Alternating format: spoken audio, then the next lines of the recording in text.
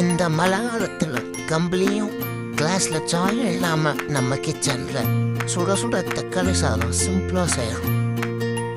கடலை போட்டு கொதிக்க விட்டு பட்டை லவங்கத்தை போட்டு சேர்த்தி வெங்காயம் வரமிளகால போட்டு நல்லா வதவதன்னு வதக்கி எடுத்து இஞ்சி கொஞ்சம் பேஸ்ட்டை போட்டு நல்லா பச்சை வாசம் போகிற அளவுக்கு நல்லா வதவதன்னு வதக்கி எடுத்து நல்லா பலபலன்னு தக்காளியை போட்டு நல்லா கிண்டிட்டு அதுக்கப்புறம் தேவையான அளவு உப்பு எடுத்து கொஞ்சம் அப்படியே மலைச்சாரல் போல தூவி விட்டு அதுக்கப்புறம் காரமும் கலரும் தூக்கலாக இருக்கிறதுக்கு கொஞ்சம் மிளகாத்தூளும் மஞ்சத்தூளும் அப்படியே லைட்டாக தூவி விட்டு மறுபடியும் நல்லா கிண்டி விட்டு கொதிக்க விடுங்க.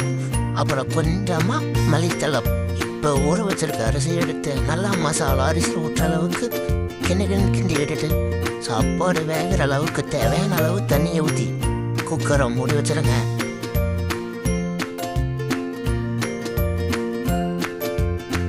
இந்த அடிக்கிற குளிர் மலைக்கு சுட சுட ஆவி பறக்க பிரியாணி ஸ்டைலில் ஒரு தக்காளி சாதம் ரெடி.